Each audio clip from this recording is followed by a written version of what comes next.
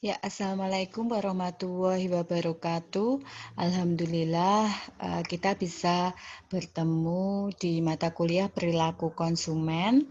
Nah, jadi kali ini Bu Rati akan menjelaskan materi mengenai retail ya. Jadi semoga kita selalu dalam keadaan sehat, tanpa kekurangan suatu apapun dan juga selalu dalam lindungan Allah Subhanahu wa Ta'ala. Oke, saya share screen dulu. Nah, di minggu ini, ya kemarin Bu Rati sudah menjelaskan bahwa akan ada minggu depan ya untuk mempresentasikan hasil mini riset atau penelitian mini, gitu ya, penelitian kecil. Nah, tapi kelihatannya minggu depan itu karena berbalik ya, tidak bisa melakukan untuk pertemuan tatap muka atau luring, karena ternyata di hari Senin itu yang harusnya bisa melakukan kuliah tatap muka, ternyata dikembalikan lagi ya kebijakannya bahwa nggak boleh karena memang kasus COVID ini untuk wilayah Semarang Timur itu tinggi. Nah, jadi artinya kita kembali lagi ke untuk, daring gitu ya, media online. Nah, jadi nanti minggu depan presentasinya ini melalui online ya.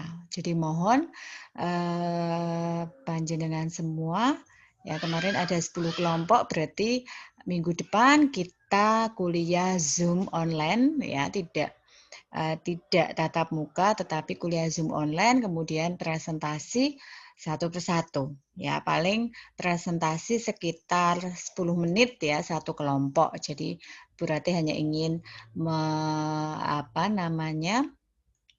melihat seberapa besar panjenengan melakukan tugas untuk mini riset ini ya. Karena itu nanti pun kegunaannya adalah untuk panjenengan sendiri ya. Jadi kita sudah siap, panjenengan sudah siap ketika nanti terjun ke lapangan ya, gunanya untuk menyelesaikan tugas akhir ataupun skripsi. Oke, kembali ke masalah retail ya. Retail itu ngecer ya katanya untuk bahasa gaulnya. Jadi kalau menurut Kotler, retailing meliputi semua kegiatan terlibat dalam penjualan barang atau jasa secara langsung kepada konsumen akhir ya, untuk penggunaan pribadi bukan bisnis ya. Jadi ini ngecer. Ngecer itu kan pasti yang beli pengecer adalah konsumen akhir pribadi ya. Berarti kalian itu sebagai konsumen pribadi. Kemudian, menurut Hasti dan Riden, retailing is the activities involved in the sale of goods and service to customer for their personal, family, and household use. Ya, ini juga sama ya, seperangkat kegiatan. Ya, di sini yang menjual barang dan jasa gitu ya, untuk pelanggan, untuk kebutuhan pribadi, keluarga, atau rumah tangga yang lain. Kemudian menurut Levy dan Waits, retailing is the set of business activity that adds value to the product and service sold to customer for their personal or family use. Ya, ini juga sama. Serangkaian kegiatan bisnis ya yang bisa menambah nilai dari produk tersebut. Ya, produknya ini juga bisa berupa barang atau jasa yang dijual kepada konsumen untuk kebutuhan pribadi atau kebutuhan keluarga. Ya, itu oke. Nah, kemudian apa sih tujuan peritel atau retailer? Nah, tentunya karena konsumen ini adalah nanti konsumen akhir, diharapkan bisa memuaskan kebutuhan konsumen dengan menyediakan barang yang tepat, tadi ya menghasilkan nilai pada barang tersebut pada harga dan waktu yang tepat. Nah, untuk kondisi saat ini, nah barang apa yang tepat nih? Retail apa yang tepat? Nah, tentunya adalah alat-alat medis atau kesehatan. Contohnya, karena penggunaan masker tiap hari, setiap orang itu bisa berganti 3 sampai 4 masker karena satu masker hanya boleh dipergunakan selama 4 jam. Ya, berarti kalau kita aktif untuk 16 jam per hari saja, karena yang 8 jam digunakan untuk istirahat malam. Berarti otomatis kita ini mobilitas 16 jam saja, berarti ada 4 masker yang kita gunakan. Nah, kebutuhan akan masker ini adalah kebutuhan barang yang tepat untuk konsumen ya di saat harga dan waktu yang tepat. Kalau kita lihat ya, zaman dulu ketika awal pandemi sekitar bulan Maret itu harga-harga barang tersebut itu sangat tinggi. Masker misalkan yang tadinya mungkin di toko-toko terdekat itu paling hanya 5.000 jadi mahal 10.000. Atau yang paling tinggi harganya adalah pada produk hand sanitizer dan juga untuk face shield ya, hand sanitizer. Jadi ketika Bu Rate beli itu bisa sampai ratusan ribu rupiah hanya untuk per berapa mili. Kenapa? Karena semua orang ini memakainya. Jadi harus ada hand sanitizer gitu ya. Berlomba-lomba beli, kemudian alat untuk kesehatan habis akhirnya hand sanitizer ya. Nah, toko-toko bahan kimia yang dekat kampus kita juga habis ya untuk kebutuhan hand sanitizer. Nah, ini kan luar biasa. Kemudian face shield ya, face shield itu yang kacamata itu dijual bahkan bisa sampai 50.000, bahkan ada yang jual sampai 70.000-80.000. Nah, ini ya. Nah, berarti di sini barang baru, kemudian mereka juga takut sendiri, kita sebagai, kita sebagai konsumen ini akhirnya ya sudah berapapun kita beli. Nah, tapi sekarang harganya mungkin hanya 5.000 ya, saya ditawari dari mulai 10.000, 9.000 sampai sekarang 6.000, 5.000-an itu yang face shield kacamata. Nah, seperti itu ya. Kemudian, nah menurut Levy dan Wits tadi ya untuk penjualan bisnis. Kemudian menurut Kotler, pengecer dari usaha bisnis yang volume penjualannya terutama dari penjualan eceran. Kemudian apa sih peranan retailer dalam bauran pemasaran atau marketing mix? Nah, yaitu melakukan fungsi saluran distribusi. Ya, peranan pengecer dalam saluran distribusi sebagai saluran pemasaran ya, ada produsen, pengecer, konsumen gitu ya. Kemudian, nah pengecer ya, pengecer usaha yang volume penjualannya terutama berasal dari penjualan eceran. Nah, kita banyak sekali yang sekarang menjamur ya, sudah sekitar 10 tahun menjamur itu ya retail-retail, mini retail ya. Nanti ada perbedaan misalkan untuk yang swalayan, kemudian ada yang mini swalayan gitu. Kemudian identifikasi retail transaksi. Industrial buyer, organisasi yang membeli barang atau jasa untuk diolah atau dikonsumsi. Kemudian intermediate buyer, ya wholesale, ya agen dari retailer yang membeli merchandise for sales, ya.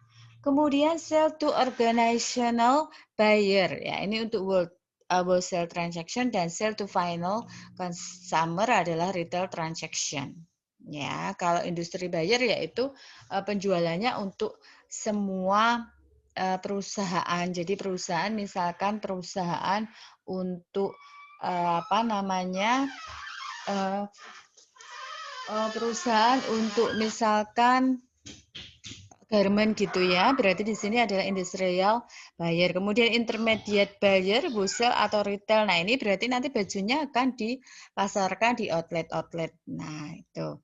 Kemudian buying motive yaitu wholesale transaction atau profit motive, service motive, kemudian retail transaction.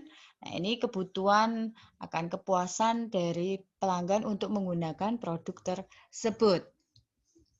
Kemudian apa manfaat retail? Ya, tentunya bagi konsumen untuk memperkecil skala pembelian, berikan, kemudian assorting, memilih produk yang tepat, kemudian storing, menyimpan ya untuk menyimpan, kemudian informing itu untuk memberikan informasi dan memberikan pelayanan. Kemudian bagi produsen itu sendiri, yaitu mendistribusikan produk dari produsen ke konsumen. Mereka sebagai penyedia produk atau jasa gitu ya, barang atau jasanya. Kemudian juga menjadi bagian dari saluran di mana informasi dapat mengalir dari konsumen ke manufaktur. Kemudian ada menanggung resiko yang terjadi ya akibat kerusakan fisik, keusangan teknologi, dan barang yang tidak tren. Kemudian, manfaat bagi ekonomi ya, utility, kemampuan untuk memuaskan kebutuhan. Nah, kalau kita tengok di pengantar manajemen, pengantar bisnis, misalkan kegunaan bentuk ya, kegunaan bentuk.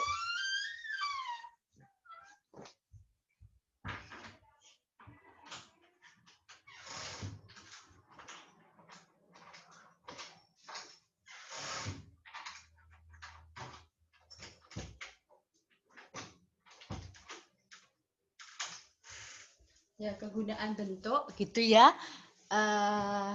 Jadi di sini garment tadi bentuknya yang bahan bakunya tadi untuk masih kapas, kemudian kain saja, kemudian dibentuk ya menjadi barang jadi. Kemudian time utility, kegunaan waktu. Tadi contohnya adalah kegunaan waktu ya yang tepat gitu ya, masker, hand sanitizer. Kemudian kegunaan tempat. Nah, ini juga bisa, dan possession utility, kepemilikan ya. Ketika di sini berpindah kepemilikan itu akan lebih berguna. Nah, ini untuk manfaat bagi ekonomi. Kemudian apa saja karir di bidang retail? Ya, yaitu menjadi manajer ya, manajer toko, kemudian manajer merchandise gitu ya. Kemudian sebagai corporate staff ya untuk information system, inventory system, kemudian ada bagian keuangan, operasi, store design, HRD gitu ya, human resource, kemudian marketing dan real estate ya. Peluang di bidang retail, manajemen opportunities ya, bekerja pada toko eceran, kemudian entrepreneur opportunities, jadi mempunyai bisnis retail sendiri. Nah, ini yang cukup diminati ya. Jadi kita punya usaha-usaha eceran sendiri, entah itu produk apapun ya. Misalkan yang cewek suka untuk pernak-pernik untuk baju muslim ya boleh, yang cowok misalkan ada lagi usaha yang lain, misalkan bikin kaos gitu kan bisa juga ya. Itu entrepreneur opportunities, peluang di bidang retail. Kemudian retail mix ya. Menurut Levy dan Witz, ada merchandise, location, harga, kemudian komunikasi, store design, display, dan customer service. Kemudian menurut Hasty and Riden, ada store promotion, store personal, produk, store service, dan seterusnya. Nah, apa sih perbedaan retail tradisional dan modern? Ya, di sini tentunya ada omset, kemudian pangsa pasar, dan juga prinsip swalayan. Kalau dulu untuk retail zaman dulu itu kan kita dilayani ya, artinya kita beli apa, misalkan toko kelontong yang ada di sekitar rumah kita ya, toko-toko eceran. Tapi sekarang prinsip swalayan self service ya, seperti minimarket yang menjamur yang banyak di sekitar kita ya kita ambil sendiri, Indomaret, Alfamaret, kemudian kita bahas. Nah, retail ini sudah ada ya pada sebelum tahun 1960 itu sudah ada ya. Ya tadi warung-warung itu ya sampai sekarang. Nah, usaha retail ini terbagi menjadi dua. Yang satu retail tradisional ya, itu karakteristiknya adalah sederhana, tempatnya tidak terlalu luas, barang dijual tidak terlalu banyak, sistem pengelolaan masih sederhana, mungkin hanya ditulis dengan buku catatan saja, tidak menawarkan kenyamanan berbelanja, ada proses tawar-menawar, serta produk yang dijual tidak dipajang secara terbuka sehingga pelanggan tidak mengetahui apakah retail memiliki barang yang dicari atau tidak. Oke, kemudian yang retail modern berarti otomatis kebalikan dari retail yang tradisional ya. Tempatnya tentunya luas, barang yang dijual banyak, kemudian ada displaynya, sistem manajemen terkelola dengan baik ya, first in first out gitu ya, sudah ada pencatatan untuk barangnya, kemudian menawarkan kenyamanan berbelanja. Sekarang kalau kita berbelanja tidak ada AC-nya gitu, udah males aja kita cari minimarket yang lebih oke gitu. Apalagi kalau di situ misalkan Indomaret Point ya menawarkan ada kopi di situ, kemudian ada yang jual makanan, nasi dan ayam, itu kan ada juga untuk Indomaret Point. Nah, ini menawarkan kenyamanan sebenarnya. Kita bisa sambil berbelanja, bisa juga makan di situ ya. Kemudian harga jual sudah tetap ya, karena tidak bisa ditawar lagi. Adanya sistem pelayanan mandiri, pemanjangan produk tadi display, dan lain sebagainya. Nah, cara usaha retail dalam memberikan kebutuhan ekonomis, yaitu memberikan pasokan barang dan jasa pada saat yang dibutuhkan, ya, tanpa penundaan, ya, maka lokasi usaha retail sebaiknya dekat dengan rumah pelanggan. Jadi kalau dulu kita lihat untuk mini retail itu ya, untuk Indomaret, Alfamaret, itu minimal jaraknya 1 kilometer ya, tapi ternyata itu aturannya tidak terpakai lagi. Kadang biasanya itu bahkan berdampingan ya, Indomaret dan Alfamaret itu berdampingan, sering kita jumpai ya. Sebenarnya itu untuk memudahkan konsumen saja karena di sini retail adalah untuk di sini menyediakan semua kebutuhan secara cepat. Ya, jadi konsumen nggak perlu keluar sampai ke kota, misalkan rumahnya yang agak pinggiran gitu, nggak perlu mereka belanja ke kota karena sudah ada retail-retail yang di dekat mereka memberikan kenyamanan juga. Kemudian memudahkan konsumen dalam memilih atau membandingkan bentuk, kualitas, barang, serta jasa yang ditawarkan, maka biasanya retail akan berusaha menciptakan suasana belanja yang nyaman. Kemudian menjaga harga jual tetap rendah. Ya, biasanya makanya ada promo-promo. Kalau di Alfamart ada JSM, itu Jumat, Sabtu, Minggu harganya itu akan berbeda dari hari biasa atau hari Senin sampai Kamis. Indomaret juga seperti itu ya. Nah, ini untuk di sini mereka berpromosi kemudian untuk memuaskan pelanggan. Membantu meningkatkan standar hidup masyarakat. Kemudian adanya usaha retail memungkinkan dilakukan produksi besar-besaran juga ya. Indomaret misalkan dari Indomarko gitu ya. Jadi di situ perusahaan induknya mereka yang semuanya mensuplai Indomaret seluruh Indonesia. Atau Alfamaret, induknya adalah Alvaria Trijaya. Nah, di situ berarti semua pasokannya berasal dari Alvaria. Kemudian peran retail dalam kegiatan perekonomian adalah pihak akhir dalam suatu rantai produksi yang dimulai dari pengolahan bahan baku sampai dengan distribusi barang atau jasa ke konsumen akhir. Ya, kemudian fungsi usaha retail dan memberikan pelayanan, melakukan kegiatan usahanya, lokasinya nyaman, kemudian keberagaman produk ya, kemudian ukurannya dari besar kecil itu ada semua. Nah, ya, jadi kalau kita lihat tolak angin misalkan ya, tolak angin itu dia bisa menyediakan di semua kalangan. Artinya ketika di pasar itu uh, kemasannya berbeda karena hanya bentuk plastik transparan yang isinya 6, kemudian 12, 24 gitu ya. Tapi ketika ditawarkan di toko-toko retail modern, Alfamaret misalkan atau swalayan yang lain, itu dia menggunakan yang namanya kardus kuning itu ya, tapi isinya hanya 5. Nah ini ya, jadi ini juga sebenarnya dari perusahaan memang strateginya seperti itu ya. Kalau di retail modern seperti apa, kemudian di retail tradisional seperti apa. Kemudian mengubah produk menjadi bentuk yang lebih baik tadi yang saya sampaikan ya, bagaimana supaya kalau di pasar nggak perlu lah pakai kardus, yang penting isinya gitu ya. Nah, kemudian menyimpan produk agar tetap tersedia pada harga relatif tetap, membantu terjadinya perubahan, kemudian mengakibatkan perpindahan barang melalui distribusi. Kemudian memberikan juga informasi kepada pelanggan, memberikan jaminan produk, memberikan fasilitas kredit dan sewa. Nah, kelebihan dari usaha retail, ya, kelebihannya modalnya sebenarnya kecil karena mereka nggak perlu memproduksi ya.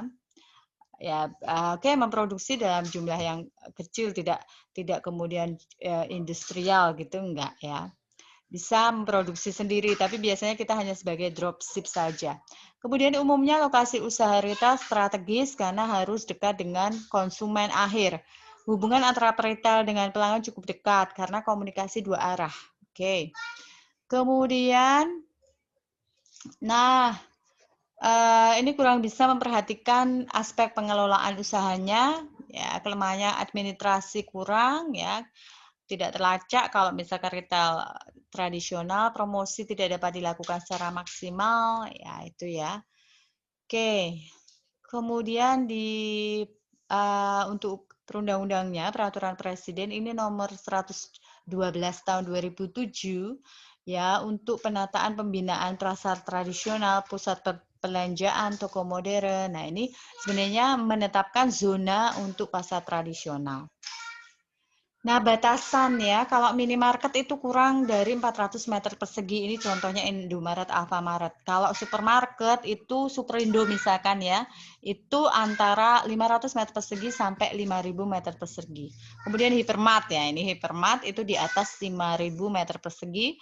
Kemudian departemen store, ya departemen store misalkan kalau di tempat kita ya ada yang namanya swalayan ada bisa itu ya. Kemudian ada juga Matahari, kemudian apa namanya? Ini departemen store bukan 400 meter persegi tapi di atas juga 5.000 meter persegi. Kemudian perkulaan ini juga sama ya tempat pengkula. Ya, oke, saya kira tadi materi dari Bu Ratih mengenai retail. Nah, ini semoga bisa apa namanya diterima gitu ya untuk materi manajemen retail kali ini. Kemudian tugasnya masih ada waktu 1 minggu. Kalau ada yang belum paham, belum jelas, bisa ditanyakan ya sebelum hari hanya. Oke, saya kira itu dari saya. Kita akan jumpa minggu depan ya. Kita menggunakan Zoom online untuk minggu depan karena kalian semua akan presentasi ya. Semoga kita selalu dalam keadaan sehat, tidak ada kekurangan satu apapun.